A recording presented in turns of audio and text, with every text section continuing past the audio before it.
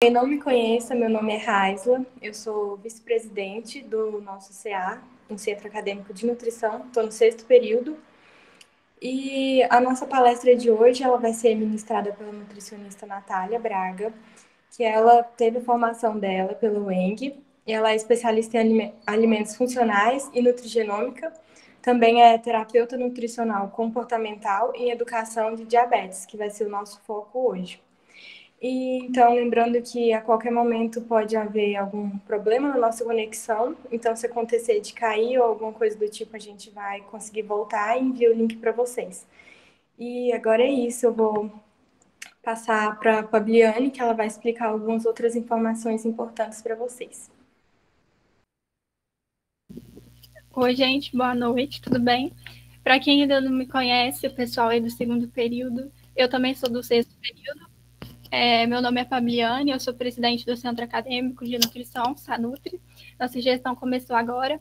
A gente está dando início à Semana Acadêmica da Nutrição, e foi uma iniciativa da professora Gislaine.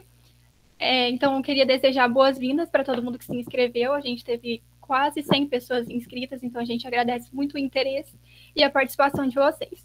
Eu queria só pedir, por gentileza, para que vocês fiquem atentos ao chat, que a gente vai enviar o link com a lista de presença para a gente contabilizar as ACGs posteriormente, tá? O e-mail e as informações que vocês colocarem nesse link de lista de presença vai ser utilizado para a gente entrar em contato com vocês depois para formalizar essas ACGs.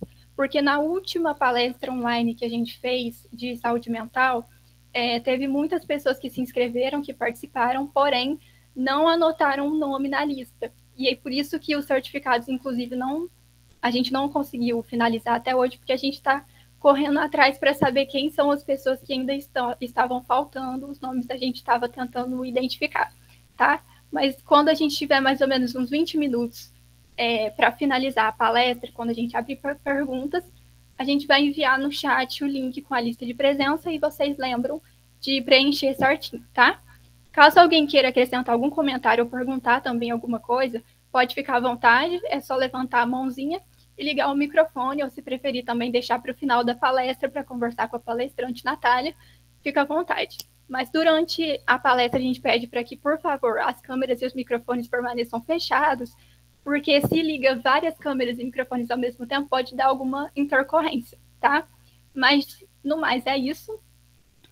Eu agradeço a atenção e passo a palavra para a Natália. Pode dar início quando você quiser, fica à vontade. Muito obrigada, queria agradecer pela oportunidade de estar aqui compartilhando um pouquinho do meu conhecimento. Se puder já estar compartilhando a primeira tela, por favor, eu já começo a falar um pouquinho.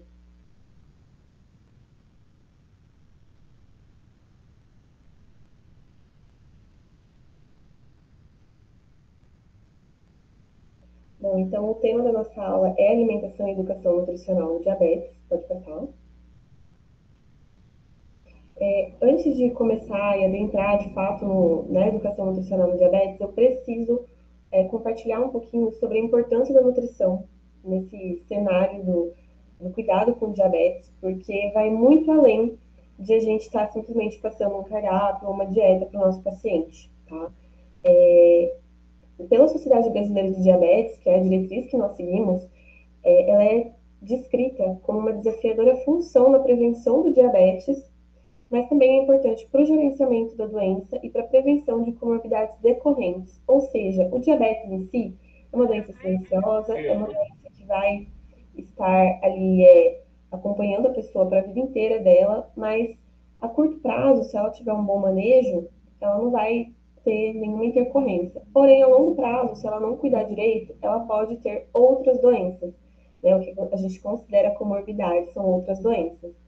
E é importante também na redução da hemoglobina glicada, que é o exame que a gente observa quanto que ficou mais ou menos a glicemia nos últimos 3 meses daquela pessoa, tá? Geralmente vem em porcentagem. Eu coloquei aqui um exemplo da terapêutica que eu costumo fazer, tá? Isso daqui vai de acordo com cada um, mas eu faço um plano terapêutico, geralmente para a pessoa, de no mínimo 3 a 6 meses, bem em contato com ela, vendo ela entre 15 dias a um mês no máximo de intervalo. E ofereço também alguns materiais para que ela consiga fazer um monitoramento da glicemia, tá? Observar a pontinha de dedo, fazer ponta de dedo e fazer a correção com insulina. Eu vou explicar um pouquinho mais sobre isso mais para frente, tá? Mas é muito importante que a pessoa monitore como que tá a glicemia dela, tá? A glicemia, quando a gente faz a pontinha de dedo, coloca naquele aparelhinho que é o glicosímetro e observa quanto que tá. E para ter resultados depende muito da individualidade e da aceitação da mudança de hábitos. Clica mais um, dá mais um clique aí. Isso. A questão do comportamento, tá, gente? Eu quis, inclusive, fazer uma formação em terapia cognitiva comportamental por conta dessa questão da individualidade, da mudança de hábitos. Por quê? Não adianta você entregar um cardápio perfeito para o seu paciente se ele não sabe o que ele tem que fazer para melhorar, de fato. Então, muitas vezes, ele vai ter lá um cardápio colado na geladeira dele, com tudo para dar certo a glicemia dele, porém, ele não vai seguir. Então, a gente tem que investigar quais comportamentos esse paciente está disposto a mudar. Quais comportamentos são ruins e estão afetando a glicemia dele e como que a gente pode começar a bolar um plano com ele. Pode passar. Por meio da nutrição, é possível prevenir diabetes? Depende. Quando a gente fala de diabetes tipo 1, não. Diabetes tipo 1 é uma doença autoimune, tá? A Daiane quer fazer uma pergunta? Pode fazer.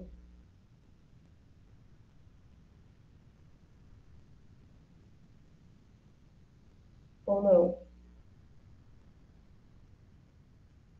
Daiane quer fazer uma pergunta?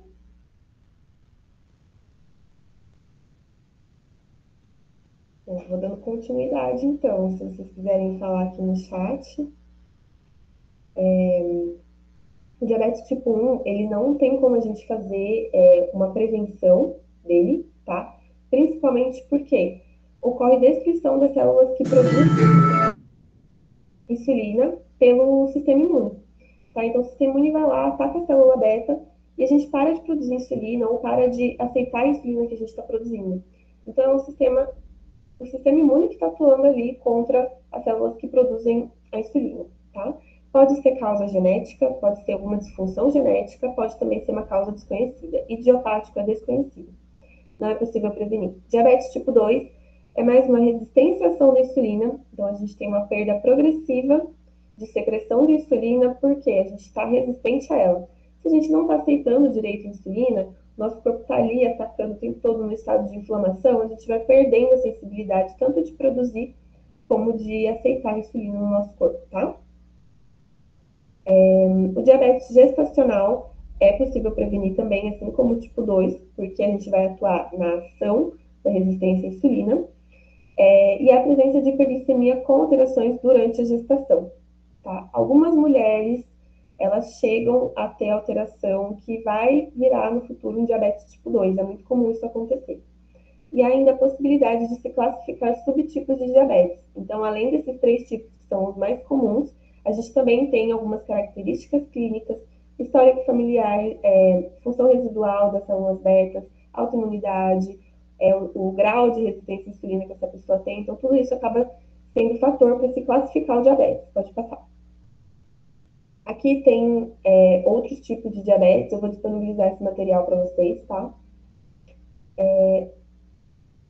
Olha, o Sábio quer fazer uma pergunta, pode fazer. Natália, boa noite, tudo bem? Boa noite, tudo bem com você? Tudo certo. No slide anterior, você comentou sobre os subtipos do diabetes. Isso. Em casos de pessoas que têm um nível de estresse maior e, por consequência, uma maior produção de cortisol, isso pode ser classificado como um subtipo de diabetes? Não necessariamente, tá?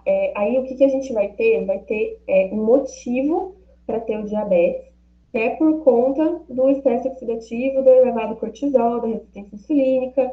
Então, isso pode acabar mudando a forma como o seu corpo recebe a insulina, tá? É uma função autoimune que acaba sendo desencadeada. Provavelmente essa pessoa já teria diabetes, mas essa relação com a resistência insulínica que o cortisol causa acaba sendo como se fosse um gatilho para se tornar, para se ter diabetes, tá?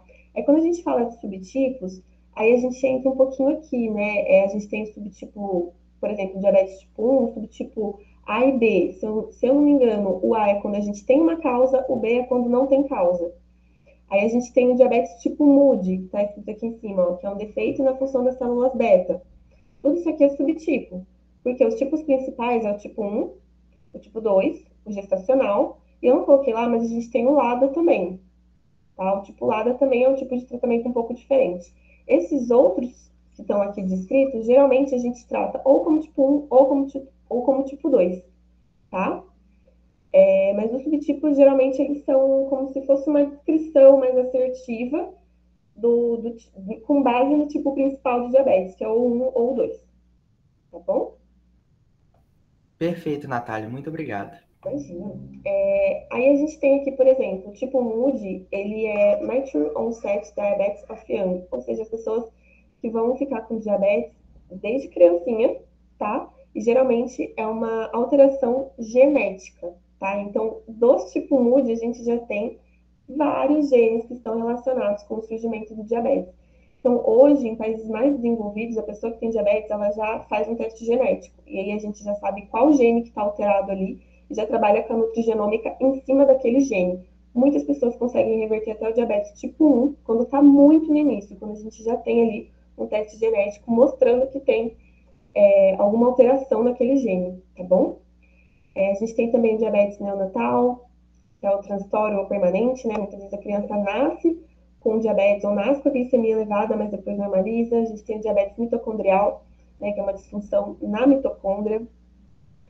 Defeitos genéticos na ação da insulina, então a gente tem aqui uma síndrome de resistência à insulina tipo A, ou uma síndrome de Rapson-Mendenhall, nem sei falar o nome, tudo bem. Diabetes lipotrófico. Então a gente tem aí vários tipos, tá? Um que é muito comum também, tá, gente? É o diabetes insípidos, que a gente não considera um tipo de diabetes que se toma insulina, né? Tá? Que a gente está falando de uma outra doença relacionada com os rins. E a gente também tem a diabetes que vem por conta. Deixa eu ver se eu acho aqui.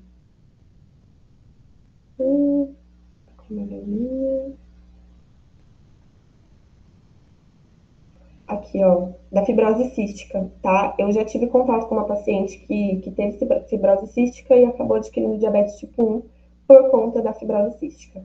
Então, assim, isso daqui é mais para vocês saberem que se a gente tem a presença de uma doença, se a gente tem a presença de uma alteração genética relacionada a uma doença, a gente já consegue atuar com a nutrigenômica, melhorando a forma como o nosso gene vai responder no início da doença, tá? Em muitos casos é possível reverter. Pode passar.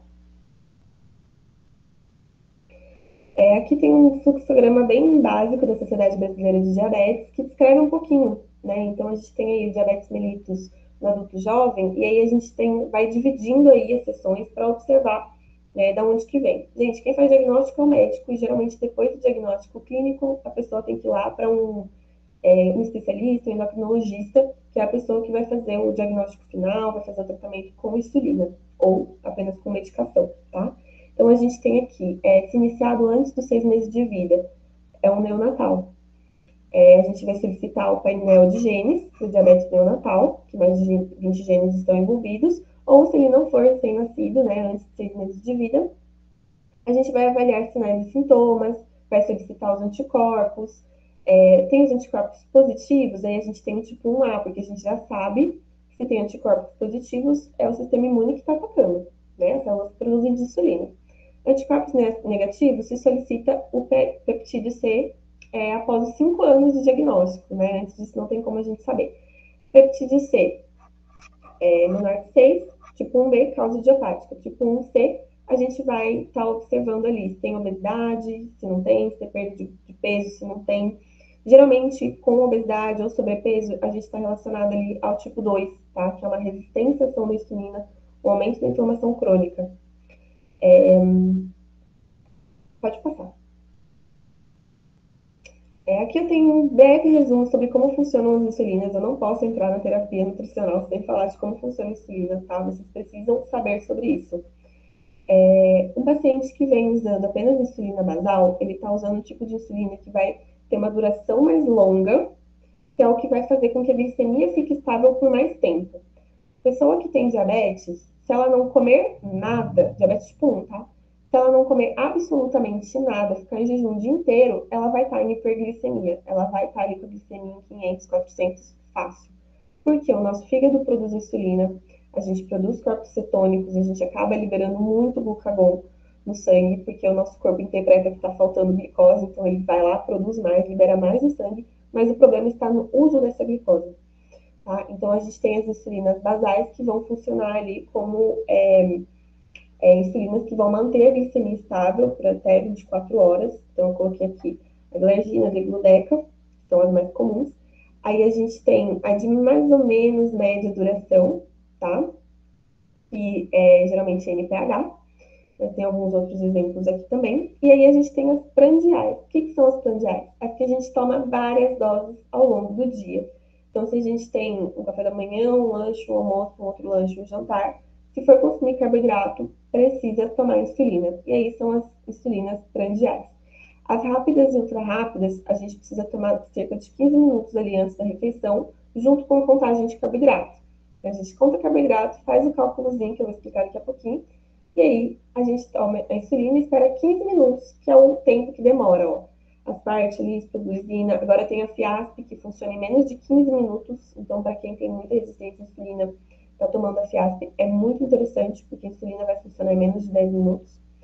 Aí a gente tem a regular, a gente tem a NPH, que acaba sendo intermediária, né, geralmente mistura com a regular, então a gente tem várias insulinas aí para estar tendo a ação delas na hora da refeição. Então, 2 pontos importantes aqui. A insulina que vai fazer com que a glicemia fique alta naquele exame de glicemia de jejum é a basal. Se a glicemia de jejum do seu paciente está elevada, está desregulada a basal. Glicemia antes ou depois das refeições está elevada, a pessoa está com falta de insulina prandial. O paciente está tendo hipoglicemia depois da refeição. O paciente está tomando muita insulina prandial. Prandial é a refeição, tá? Basicamente. Então, no horário dela. Então, a gente fala glicemia pré-prandial, glicemia pós-prandial. Pode passar.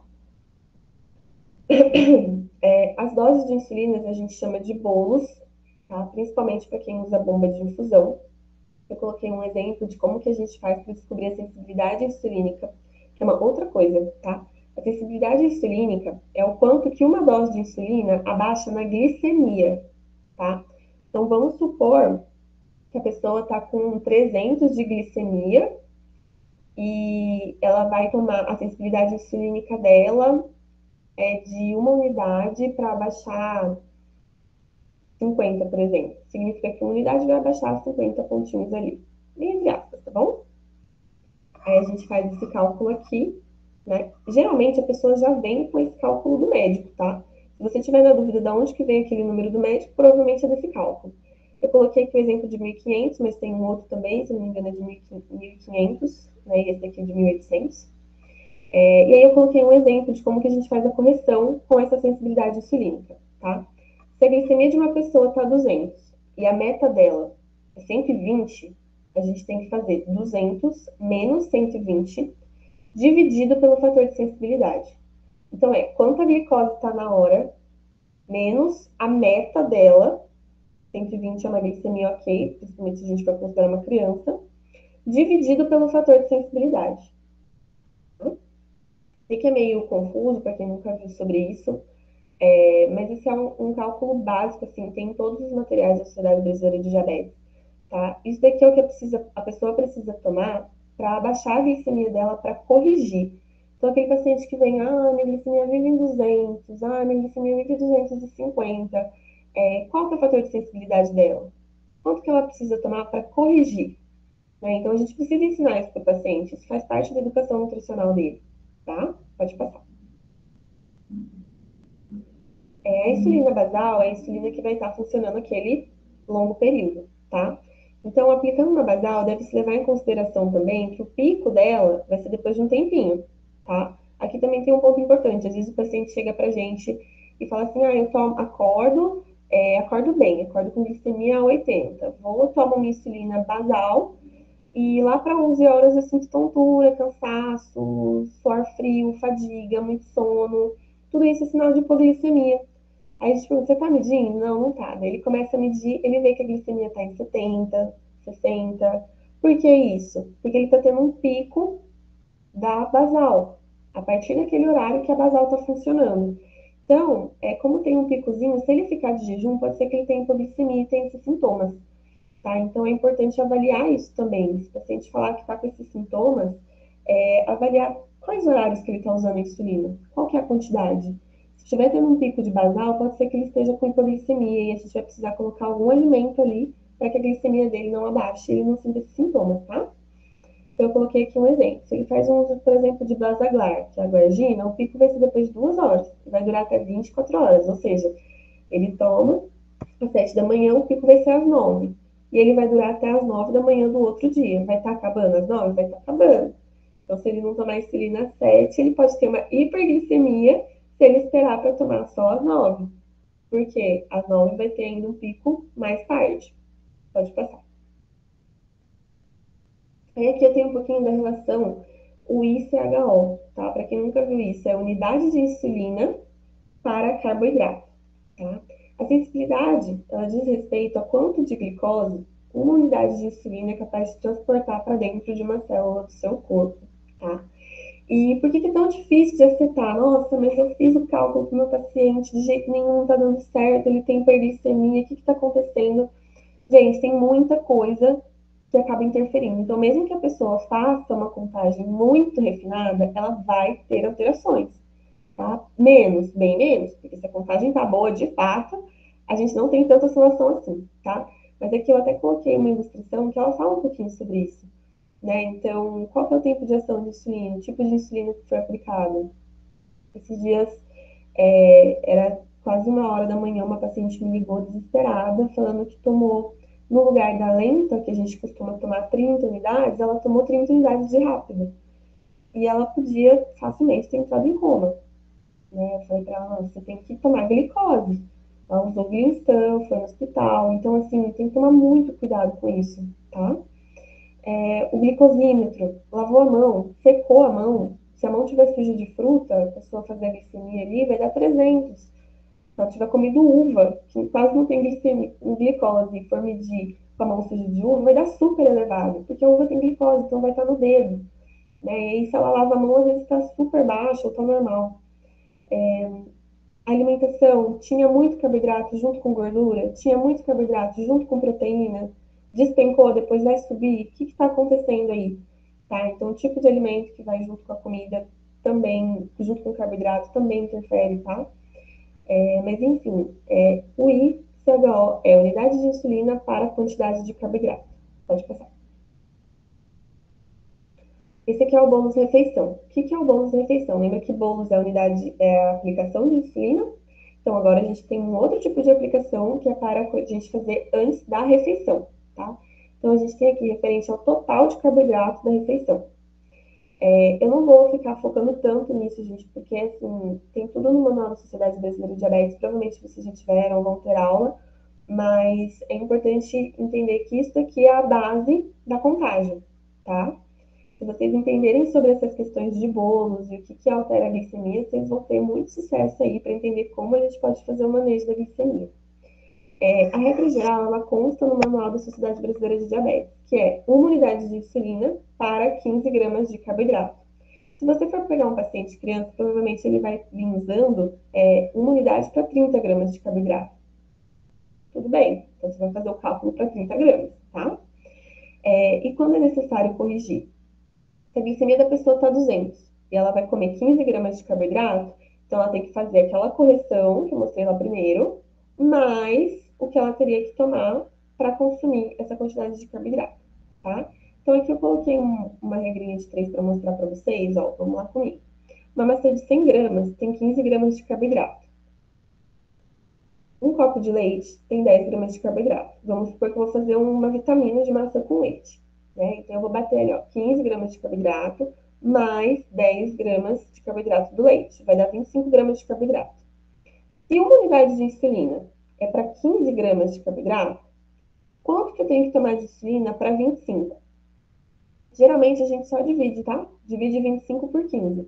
Divide o total de carboidrato pela pelo fator de sensibilidade da insulina, ali do I por carboidrato, tá? Então, a gente tem, ó, 25 dividido por 15, vai dar 1,6. É 1,6 unidades de insulina que essa pessoa vai tomar. Pode passar. Eu tava clicando aqui. E aí, como que eu oriento esse paciente para começar a se tratar? Anotar. Primeiro ponto, anotar. A gente tem que entender como que os alimentos estão interferindo ali na glicemia daquela pessoa. Se ele come... Eu já tive uma paciente que quando ela comia banana, a glicemia dela ficava normal. E quando ela toma leite, a glicemia dela sobe às alturas. Então, assim, leite puro, tá? Não é leite chocolatado. Então, assim, a gente tem que entender como que os alimentos vão estar alterando a glicemia da pessoa de forma independente, tá? De forma individual. Entrega um diário alimentar com a opção ali de colocar quanto que tá a glicemia, quanto que tomou de insulina, tá? Fazer uma pontinha de dedo antes de cada refeição e 2 horas depois, no mínimo, tá? Essas são as medições mínimas que uma pessoa, principalmente uma pessoa com diabetes tipo 1, tem que fazer. 15 minutos antes da refeição, que é o horário que ela tem que tomar insulina, e 2 horas depois. Por quê? Se eu faço a medição, a glicemia está normal, tomo insulina, como, e 2 horas depois estou com a glicemia alta, o que significa? Que está faltando insulina. Faço a medição, tomo insulina normal, faço a refeição, 2 horas depois estou com a glicemia baixa, o paciente está tomando muita insulina. Então, a gente tem que também ter o contato do médico, estar conversando para avaliar o que pode ser feito, tá? Já teve casos de paciente que eu tive que ligar para o médico e falar, olha, essa dosagem não está dando certo, o paciente está tendo muita hipoglicemia, está tendo que comer de madrugada, como que a gente pode fazer? O paciente foi no médico, ajustou a dose, voltou na minha consulta, a gente já estava tentando mudar a alimentação para melhorar essa questão, ele não precisava mais ficar fazendo lanche da madrugada. Ajudou muito porque ele estava ganhando muito peso com esse lanche da madrugada. Então a gente conseguiu ir fazendo esses ajustes, tá? É importante para que a gente observe quais os momentos que ocorrem maiores oscilações e adequar a quantidade de insulina com a dieta também. Tá? Ou seja, se a pessoa está tomando dose fixa, se ela não estiver fazendo a contagem, o médico passou por enquanto uma dose fixa ali. Às vezes acontece, tá? O médico não quer passar a contagem para o paciente porque ele acha que a dose fixa vai ser melhor. Respeitamos a conduta e vamos trabalhar com o que a gente tem. Se ele está tomando uma dose ali, a gente coloca 30 gramas de carboidrato, ele teve hipoglicemia, pode ser que a gente precise colocar mais. Tá? Então, às vezes, a gente não tem aquela soluçãozinha de 1 para 15 e a gente acaba tendo que fazer ali a nossa conduta para tentar ajustar a dose de carboidrato com o que ele está usando de insulina, tá? Após realizada a soma dos carboidratos da refeição, a gente faz aquela regrinha de 3 sobre a sensibilidade da refeição e corrige quando necessário. Gente, pulo do gato. Insulina se toma 15 minutos antes da refeição. Próximo. Aqui está o manualzinho da Sociedade Brasileira de Diabetes. Esse aqui a gente consegue baixar. A gente consegue baixar só a parte que tem carboidrato e imprimir. Às vezes é interessante até entregar para um paciente que seja mais simples, que não consegue baixar o aplicativo. Né? Baixa só a parte que tem ali as tabelas da quantidade de glicose, da quantidade de alimento em gramas, e mostra para ele como que se usa, como que funciona, tá? Pode passar. Com relação às orientações nutricionais, gente, a alimentação para uma pessoa que tem diabetes é a mesma do que para a população geral. É a mesma, não muda, tá? Ela tem que fazer contagem de carboidrato para a glicemia não oscilar ou ajustar a quantidade de carboidrato com as doses de insulina passadas pelo médico. Mas as orientações não diferem, tá? Ingestão alimentar suficiente para controle metabólico, né? De acordo com a necessidade daquela pessoa. Macronutrientes em equilíbrio, o básico de sempre, né? 50% de carboidrato, 20% de proteína, até 30% de gordura. Pode aumentar um pouquinho a proteína, diminuir um pouquinho o carboidrato? Pode. Dieta com muita gordura ou com muita proteína também aumenta a glicemia, tá? Eu vou falar daqui a pouquinho sobre isso. As recomendações básicas são ingestão de alimentação saudável, alimentação equilibrada, considerando as fases da vida. A adolescente precisa de mais carboidrato e o adolescente também é mais instável a glicemia, então a gente também precisa tomar muito cuidado com o adolescente. O objetivo maior é manter o peso adequado e saudável, buscar glicemias mais estáveis ao longo do dia. Qual que é o objetivo maior quando a gente fala de glicemia? Que a glicemia dela fique numa meta. Por exemplo, entre Entre 70 e 180 é uma glicemia ótima para um adolescente. Para um adulto, a gente já fecha um pouquinho mais, né? Entre 70, 150, 130. Quando a gente fala de gestante, já é um pouquinho mais atenta que a gente tem que ficar, porque até no máximo 146, se eu não me engano, tá? Ou até 160, algo entre esses dois, mas eu acredito que seja 146. Então, assim, é até um número quebrado. Mas então, assim, gente, precisa tomar cuidado com isso, tá? Eu não me lembro se é exatamente esse número, mas eu sei que a, a sensibilidade para elas é muito maior, porque diabetes gestacional descontrolado causa gigantismo no neném e uma grande chance dessa criança crescer com problemas metabólicos. E a mãe também, né? As principais medições antes da refeição, 2 horas depois, e a intervenção nutricional, ela vai acabar interferindo tanto no jejum como no período de antes e pós-refeição, tá? Então, se a gente vai ajustando a dieta, geralmente a pessoa vai precisando cada vez de menos insulina, isso é um bom sinal. Manter os níveis de glicose, de gordura, né, de lipídio e de pressão adequados. Pode passar. Já a educação nutricional é um processo para gerar autocuidado, tá? A educação do paciente é fazer com que esse paciente tenha autonomia, fique empoderado, saiba que a vida dele não acabou. Porque o paciente com diagnóstico de diabetes é um paciente muito fragilizado. É um paciente muito fragilizado, porque a maioria dessas pessoas já ouviram falar de alguém que morreu de diabetes, ou um tio que teve diabetes, perdeu o pé, umas histórias assim bem tristes. Isso não é necessariamente verdade para todo mundo, né? Então, se a gente tem um bom manejo da doença, a gente também vai ter um bom prognóstico. Então, apoiar a tomada de decisão, os comportamentos de autogerenciamento, resolução de problemas, colaboração ativa com a equipe de saúde, tá? A, a AD aqui também falou que essa construção ela apoia a mudança de hábitos para mais saudáveis, enfatiza atividade física e tem como objetivo a perda ou manutenção de peso. Pode passar. O que eu coloquei no exemplo da orientação nutricional da Sociedade Brasileira de Diabetes de 2016, para vocês verem que as orientações são as mesmas do que para uma população saudável. Então, a quantidade de carboidrato entre 45 e 60, né, sacarose, frutose, fibra alimentar. Para diabetes tipo 2, a gente aumenta um pouquinho, né? Porque a fibra também ajuda a reduzir a glicemia, manter a glicemia mais estável. Gordura, mesma orientação. Proteína, mesma orientação. Vitaminas, mesma orientação. E sódio até 2.000 miligramas. Então, a alimentação está diretamente relacionada com questões psicossociais, culturais, sendo, portanto, necessário que essas abordagens estejam inseridas no processo educativo.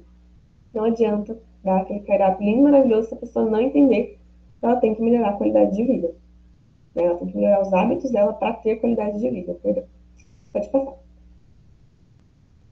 A Sociedade Brasileira de Diabetes 2017-2018 coloca que o tratamento nutricional é um dos maiores desafios para o profissional, tá? Porque a pessoa ela tem medo de comer tudo, então ela fica muito naquele 8 ou 80 e ela não está tendo um tratamento efetivo, porque ela não precisa cortar tudo que ela gosta, ela precisa ter uma orientação nutricional, assim como para a população saudável. Então, gente, trabalhem muitos mitos com esses pacientes, tá? Eles geralmente chegam com a cabeça desse tamanho, cheia de mitos, muitos mitos nutricionais para alimentação. O carboidrato é o principal macronutriente responsável pela alteração pós-prandial, ou seja, após a refeição. Então, a gente atua com o controle de insulina para a alimentação aqui, tá? As escolhas alimentares, equilíbrio, peso, nível de glicose, de lipídio e de pressão também precisam ser avaliados, tá? E quanto melhor a alimentação, mais controle a gente tem, menores os riscos de complicações. Pode passar. As recomendações seguem as mesmas, até coloquei para vocês compararem, depois vocês podem ver com mais calma, tá? Mas seguem as mesmas, pode passar. Por que a gente foca tanto nos carboidratos? Porque 100% deles é convertido em glicose. Então, se a glicemia vai alterar, é por conta do carboidrato. Já as proteínas e os lipídios também se convertem. Então, se a pessoa consome muito, tipo no churrasco, às vezes ela só come carne, mas ela vai medir a glicemia dela à noite está 300. Por quê? Porque 35 a 50% foi convertido em glicose. O mesmo para gordura. A pessoa comeu uma pizza, na hora ela tomou insulina, a glicemia dela ficou ok. 5 horas depois, a glicemia dela estava 270. Comeu comida japonesa, com um monte de coisa frita. Na hora estava ok. 5 horas depois, de madrugada, teve uma hiperglicemia. O que aconteceu? Foi essa conversão. Pode passar. As recomendações de carboidratos são semelhantes às da população geral, tá? Mas a OMS adverte que não se consuma menos do que 130, então cuidados com as dietas, dieta cetogênica, dieta low carb. A low carb, ela tem sim um resultado muito legal na glicemia, principalmente porque ajuda a não oscilar tanto, né? Mas, assim, tem que ser dentro de uma alimentação saudável, tá? Às vezes a pessoa, só de passar a consumir produtos integrais, de passar a cortar um pouco o alimento industrializado, ela já entra numa low carb para ela. Se ela consumia 70% da alimentação dela de carboidrato, começa a consumir 50%, ela já está tendo ali um low carb para ela, tá?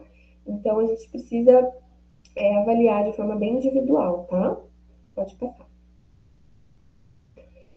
Os açúcares livres devem ser evitados sempre, né? Principalmente sacarose, alimentos contendo sacarose, tá? Embora elas alterem igual aos outros, a gente tem que tomar muito cuidado com a quantidade de açúcar usado, tá?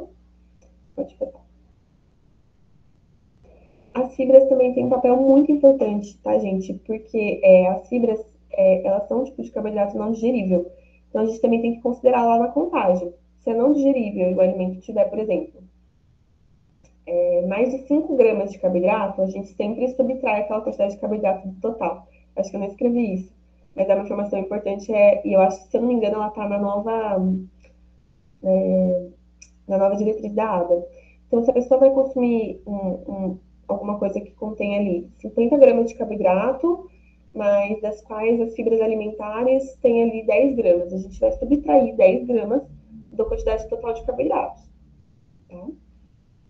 A gente tem as fibras solúveis, que vão ajudar o metabolismo da glicose, dos lipídios e no controle da glicemia. As fibras insolúveis, que vão atuar no controle de peso e na melhora da saciedade, uma pessoa mais saciada come menos, né?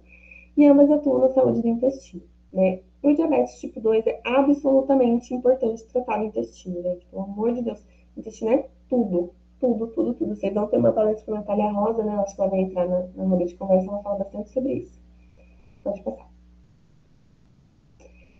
Gordura. O alto consumo de gordura pode trazer risco cardiovascular, aumento do colesterol total, aumento do triglicéridos, aumento da glicemia. E a gente precisa fazer, assim, o paciente entender que uma alimentação saudável é uma alimentação com gorduras boas, né? Então, o azeite, o coco, as carnes, a própria manteiga, os queijos, as castanhas, tudo isso é bom, a pessoa precisa consumir, né? Então, muitas vezes a pessoa quer cortar tudo, corta até gordura boa e acaba ficando com deficiência hormonal ali. O ácido graxo saturado é o que deve ser consumido em menor quantidade possível e pode ser substituído pelo mono ou poliinsaturado, né? Que a gente tem resultados bons de aumento do HDL. Então, para indivíduos com diabetes, a recomendação é de menos de 300 miligramas de colesterol alimentar ao dia, evitando ao máximo o consumo de gordura trans. Pode passar. Proteína, a mesma coisa. Gente, muito cuidado com dieta proteica e hiperproteica para paciente, tá? Vai ser bom para glicemia? Pode ser que sim.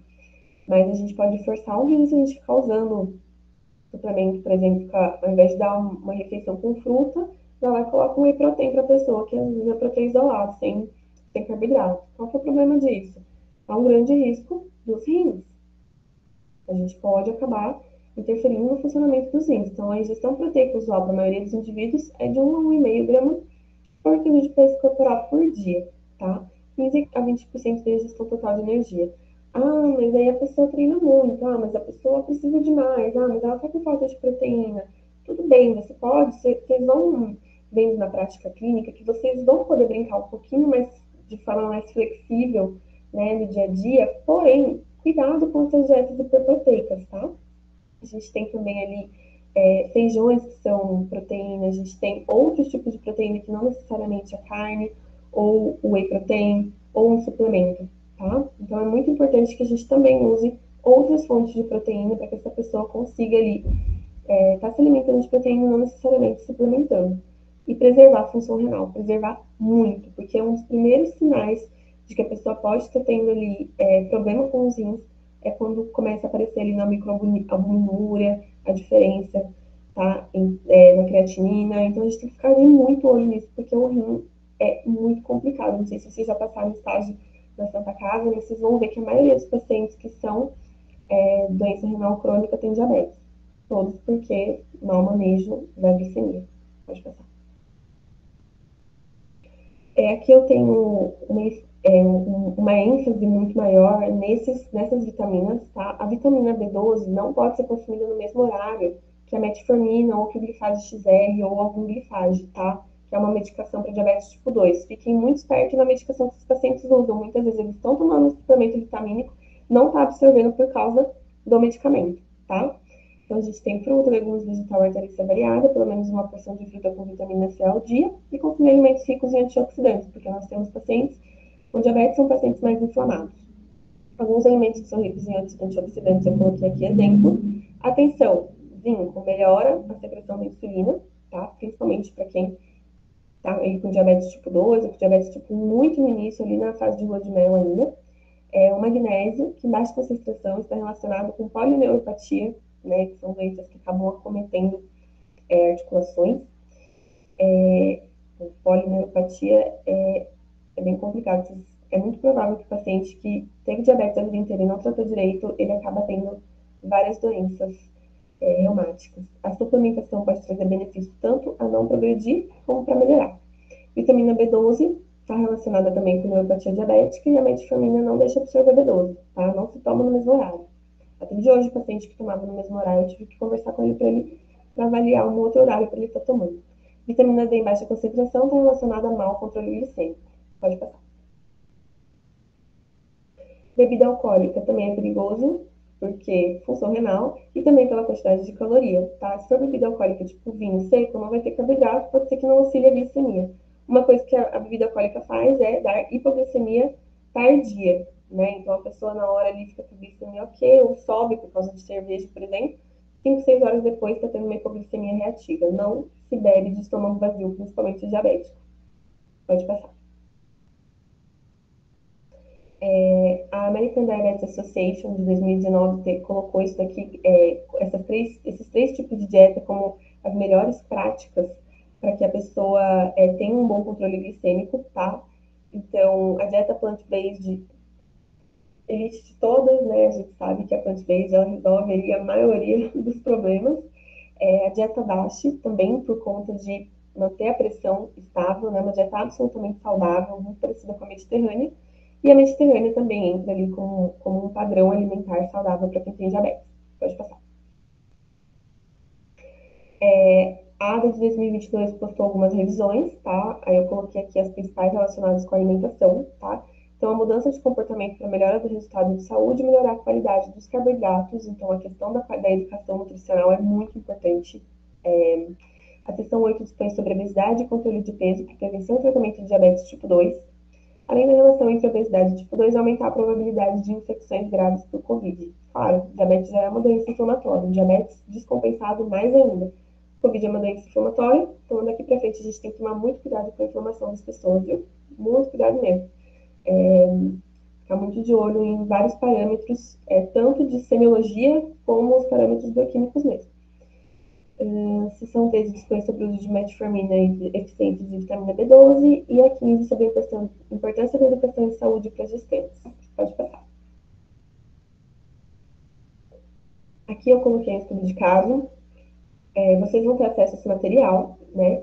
Mas vamos lá, vou ler junto. Se alguém quiser responder aí ou ajudar aqui no chat falando também ajuda, né, gente? Jovem de 20 anos apresenta fadiga, dor de cabeça e cansaço, muita sede e sono, com diagnósticos de diabetes tipo 1. Foi encaminhado por um endocrinologista para aprender a contagem de carboidratos, perdeu a mãe há alguns anos, aqui entra a questão emocional, né, que o Fábio perguntou aqui. Perdeu a mãe há alguns anos e teve diabetes logo após. Ele usa 40 unidades de Basaglar, que é a lenta, mais unidades aleatórias de Apidra, que ele não conta. Ele chuta alguns valores após a refeição, porque ele não entende como que ele deve tomar insulina. O médico havia passado doses fixas de correção. Então, quando estava acima de 200, 3 unidades, e abaixo, ele não corrigia. Relata que o mais difícil é que come e gosta muito, mas tem medo de passar mal, e o mesmo para bebida alcoólica. Então, ele consome bebida alcoólica e ele não costuma tomar muita insulina, não. Né? Ele só vai aplicando de forma aleatória. Qual seria a conduta inicial para esse paciente? Alguém quer falar uma conduta que faria? Pode pôr aqui no chat, se quiser. Uma conduta só. Uma coisa que talvez já fosse ajudado.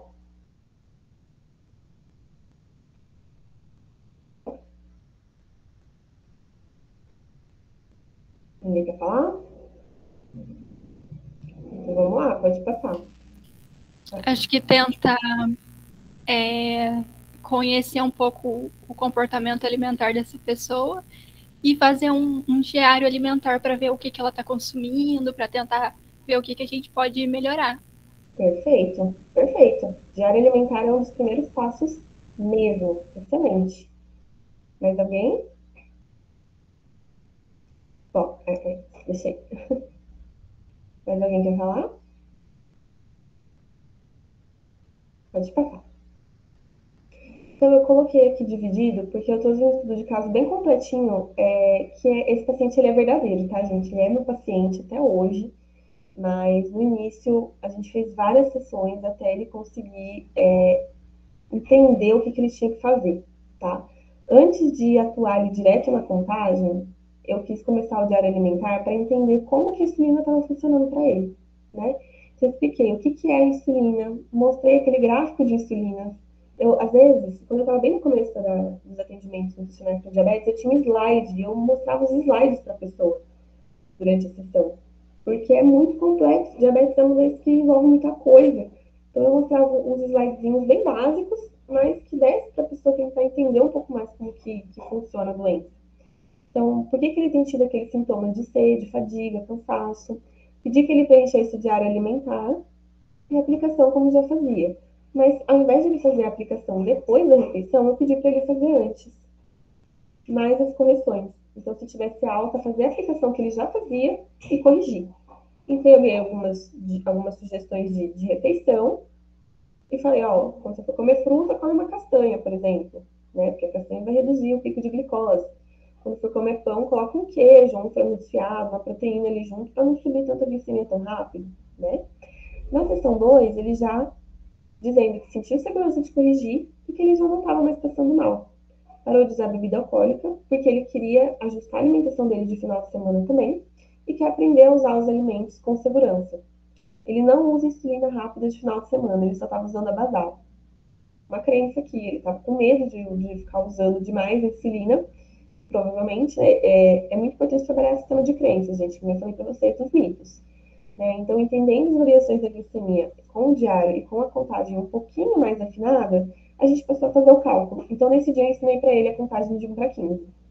E falei para ele, faz as correções como você já está fazendo, pelo menos, no final de semana. Eu não coloquei, mas a primeira... Volta uma para eu ver uma coisa. Volta uma. Ó, a primeiro exame dele estava 14% hemoglobina glicada. Gente, normal é 5,2, 5,6 uma pessoa com diabetes. Passa.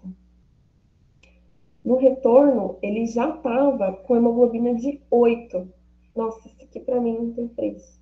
Vocês vão ver quando vocês estiverem vendo resultado de paciente, é bom demais, é bom demais. Né? E aí ele já tinha baixado a hemoglobina, aí ele estava fazendo a contagem de todos os carboidratos, estava aplicando insulina em todas as refeições com 1 para 15, e o médico assinou a contagem com a correção do SI, que é aquela primeira correção lá que a gente faz, quanto que está, menos o que a gente está procurando, né? Dividido pelo fator de sensibilidade, e o paciente iria retornar depois de 3 meses. Mais exames. Agora a hemoglobina dele está menor que 7, se eu não me engano. Eu atendi ele esses dias, mas não estou lembrando. Pode passar. Aqui tem outro estudo de caso. Eu não vou demorar tanto nesse, tá? Mas esse daqui é um caso de um paciente que vive de low carb, basicamente. Então, ele procura auxílio para contagem de carboidratos, que o médico mandou ele vir, e dosagem de insulina. Ele teve Covid em abril e teve diagnóstico de diabetes tipo 1 logo depois do Covid. Gente, está muito comum. Assim, muito comum, diabetes tipo 1 pós-Covid. Costuma acordar em 200, treina e toma insulina depois. Então, ele vai com a glicemia alta para academia e toma insulina só depois. Ele está apenas corrigindo, sem dose fixa, no almoço e no jantar, e apenas de acordo com a tabela. Essa tabelinha aqui, ó. Ele tem comido ovos pela manhã, whey nos 2 lanches, ele estava tomando 2 doses de whey por dia. No almoço ele estava fazendo low carb e jantar low carb. Então, ele aplica no chute, por exemplo. No almoço, ele aplica 4 unidades, ou 5. Se ele vê que sobe mais, ele aplica mais, né? E ele está tomando 20 unidades de Tresiba de manhã e só quando acorda acima de 300 ele toma 24 unidades, né? Então, assim, completamente errado, né? O que a gente poderia fazer nesse caso? Alguém quer dar uma orientação básica para a gente fechar?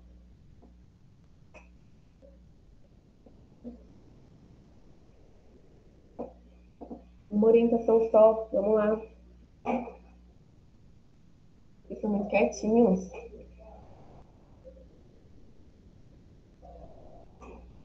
Bom, vou falar então.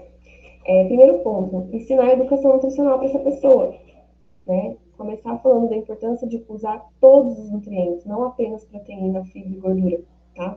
A low carb pode prejudicar o rim dele a longo prazo.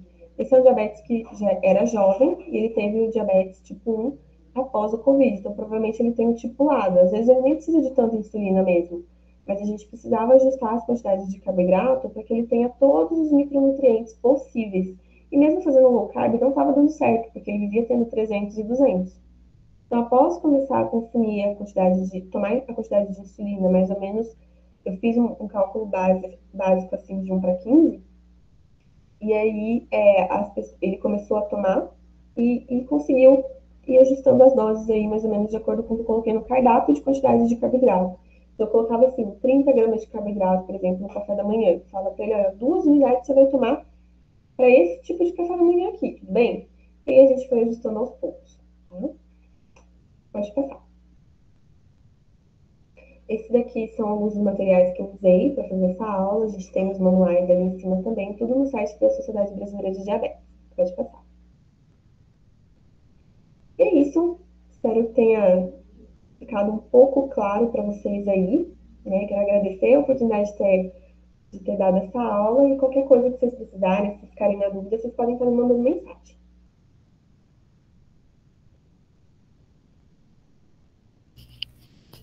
Natália, muito obrigada pela sua palestra.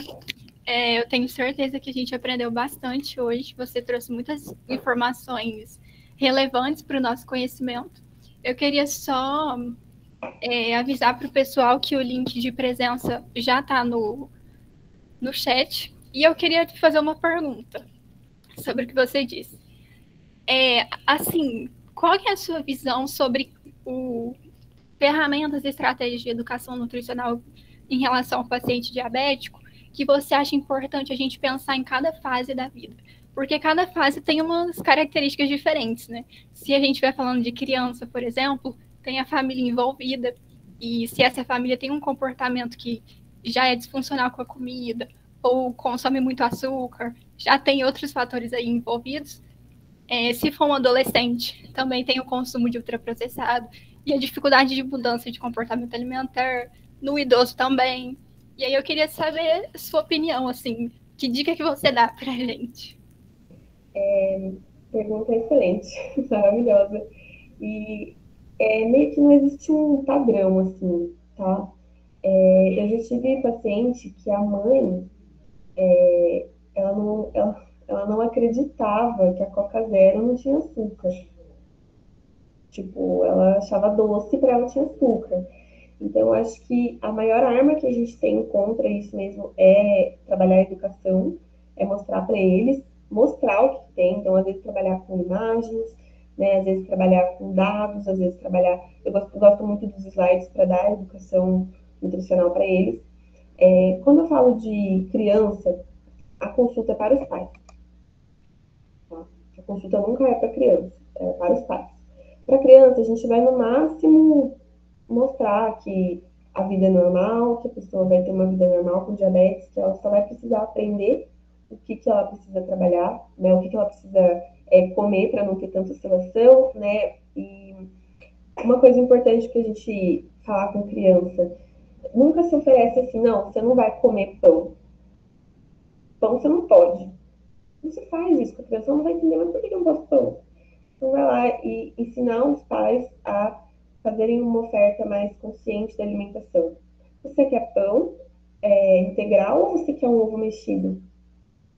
Você quer uma vitamina de leite com maçã ou uma vitamina de leite com mamão? Para a criança começar a entender que ela tem autonomia na escolha. Isso é muito importante. Quando a gente fala de adolescente, mesma coisa, ele precisa se sentir na autonomia, né? Então, eu gosto muito de sugerir o diário alimentar a partir da adolescência para cima. Eu falo para a própria pessoa colocar no diário alimentar e escrever também algum sentimento. Então, por exemplo, a pessoa tá comendo muito doce todo dia de tarde. Escreve para mim o que você sente quando você come esse doce de tarde, né? Para que provavelmente ela sabe que ela vai vir falando na maioria das vezes, ela fala, meu problema é o doce. Eu como doce todo dia, 5 horas da tarde. Mas por quê? O que está acontecendo aí? O que está passando por aí? Então, o diário alimentar ele é uma ferramenta para a gente mapear isso. Ah, o paciente teve resistência, não quis fazer o diário. Tudo bem, vamos explorar uma outra coisa, né? Algum outro material. Quando a gente fala de idoso geralmente são os que fazem mais certinho, por incrível que pareça, eles gostam de seguir o plano alimentar, eles gostam de se sentir orientados, mas o mais importante é dar muita atenção e fazer o paciente se sentir empoderado no que ele está fazendo. Ele tem que estar se sentindo empoderado. Ele tem que entender que ele pode fazer as escolhas de acordo com o que ele gosta. Né? Então, apresentar para ele outras opções, mostrar para ele que existe receita gostosa. Receita, gente, receita, o paciente adora receita. Receita. Faz um desafio com ele. Uma coisa que é interessante fazer com criança e com adolescente. Vamos tentar fazer um desafio? Vamos tentar fazer um bis de biscoito de arroz essa semana? Vamos ver o que você acha? Vamos ver o que você acha? Vamos tentar explorar. Esses dias eu atendi um paciente assim também, com diabetes, e eu desafiei ele a pegar receita saudável no TikTok e fazer uma receita por semana com a mãe dele. Deu super certo, ele começou a se interessar pela cozinha. Então, assim, não tem muito uma regra. A gente tem que ir avaliando de acordo com o paciente mesmo, mas usar esses materiais é maravilhoso. Certo, entendi. Mas alguém tem alguma dúvida? Ou quer fazer algum comentário?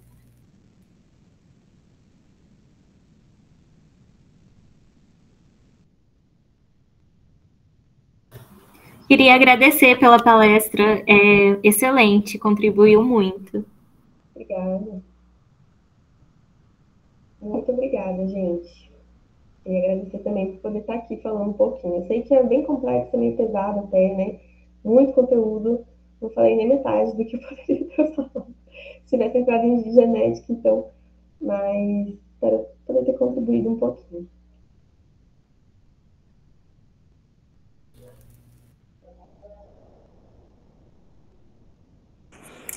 Natália, queria só agradecer pela sua presença novamente.